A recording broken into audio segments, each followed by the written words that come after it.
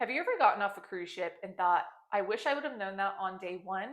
Well, I've spent so many nights at sea, different ships, different itineraries, and this is the biggest lesson that I've learned. It's almost never the fancy suite or the expensive add ons that make the trip better. Sometimes it's tiny things that make almost no effort completely change how my vacation feels. Today, I'm sharing the ones that actually work for me and hopefully will work for you. So, without further ado, hit that subscribe button and let's get into these great tips.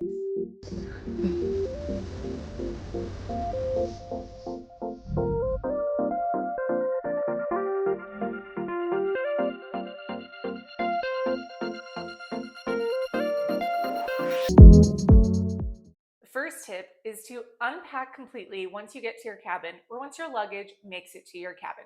Some people like to live out of their suitcase on vacation, but on a cruise, I think this is a big mistake. Once you get to your cabin and your luggage is there, I suggest to automatically unpack your entire suitcase. That way, everything has a place and you know where everything is throughout your cruise. This only takes about 15 minutes of your day, and if you do it right away, you'll feel so accomplished. You'll thank yourself later on. While you're settling in on embarkation day, talk to your stateroom attendant. So, a lot of people might be a little too shy or might not think it's possible to ask for stuff to make your cruise better. But these are some of the things that I always ask for my stateroom attendant on embarkation day. I ask for stuff like extra hangers, extra pillows, sometimes extra amenities like lotion. They really don't mind it. Don't be intimidated. They're more than happy to always accommodate me when I ask for stuff. And so I suggest that you do the same. That way you could have a great cruise. This next one was a little hard for me to try and learn. And that is, you don't have to do every single thing. When I first started off cruising, I treated the daily planner as something that I had to check off. I did trivia, shows, parades. I wanted to do everything. And the truth is, that's just not possible. And you shouldn't stress yourself out trying to do every little activity. Now I intentionally leave empty space in my day. I like to do things like get a coffee, stare at the ocean, maybe take a nap midday, or just wander around the cruise. I really find that if I kind of just go with the flow and have a more open schedule, that I have a way better cruise. Permission granted, you do not have to do it all. My next tip is to get smart about timing. A lot of the frustration on a cruise comes from standing in lines or fighting for tables. Small timing adjustments I found have fixed surprisingly amount of that. Breakfast in the buffet, for example, is something that you can choose to time out wisely. So if you go during peak time, it's going to be really hard to find a table. The lines are going to be extremely long. It's going to be really chaotic.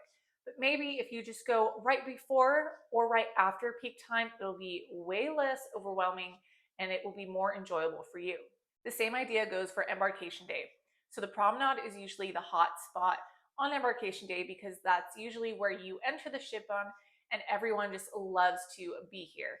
What I like to do instead is I like to tour around the rest of the ship because that way there's not a bunch of crowds around me, and then I go back to the promenade maybe at nighttime. Another way to time out getting around the ship is when the shows do get out from the theater, everyone rushes to the first bank of elevators. I suggest you keep walking to the next bank of elevators and then you'll be able to go from floor to floor more smoothly. While we're on the subject of embarkation day, let's go over my embarkation routine that I have really set it down, and it really does help me to start off my cruise in the best way. So the first thing I always do is, of course, go to the muster drill. So it usually takes maybe 5 minutes to find your muster station. All you got to do is check in and then it's done with.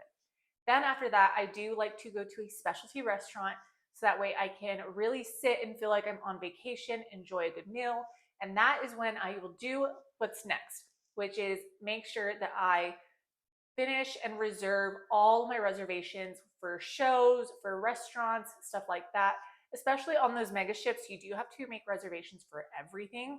And so I find that if I do this while I'm eating a nice lunch in a slow pace, really sets me up for the rest of the cruise. After that, I like to get away from the crowd. So I like to tour the ship from deck to deck, and that kind of like sets me up to where I'm all around the ship. I'm not just surrounded by one big crowd. I'm kind of going all over the place, getting my steps in, and I get to tour around the ship. The first few hours of how you spend your cruise are really going to set up for your vacation. My last practical tip is stop overpacking. Now, this is a really hard one for me to do because I do tend to overpack. Sometimes I pack things that I don't even touch on the cruise. And I'm telling you that you really don't need that much stuff on a cruise. You only need a swimsuit, a couple outfits, some shoes, nothing more. You don't want to overpack your suitcase with stuff that you're not even going to touch for the whole week. So less really is more sometimes, especially if you're going on a Caribbean cruise and it's hot. You don't need big jackets and stuff like that. So try not to overpack. Cruise lines do offer laundry service if that is something that you would be interested in. It is at an extra cost. However, if you're a certain tier or status, you sometimes get discounted or free laundry. I personally get free laundry with Royal Caribbean and Celebrity because of my status, so I get a free bag every time, and that really helps me not to overpack. Now, if you're really afraid of overpacking or packing something that might not be allowed on a cruise, I did make this video right here that shows you guys what not to pack on your cruise. The final and maybe most important thing I've learned all these nights at sea is your vacation is not always going to be perfect. You cannot predict a lot of things while cruising. Weather changes, ports get skipped, shows get rescheduled, the French onion soup might not taste exactly like last time. You can't control any of that. What you can control is how you respond. A cruise vacation really is what you make it. If you stay flexible and look for the next good moment, you'll have such a better time. So unpack fully, ask for the little extras, leave space in your day, time things smarter, get the bag a little lighter, and remember, perfection is not the goal. Those little habits always make my cruise a little better, and I hope they do for you too. If you guys have your own habits or tips that you like to do on your cruise, please leave them down in the comments below. I would love to hear from you guys. If you guys found this video helpful or enjoyed it at all, please give it a thumbs up, and don't forget to subscribe so you're always updated with all things cruising and travel. Don't forget to always seize a day, and I'll catch you in the next one.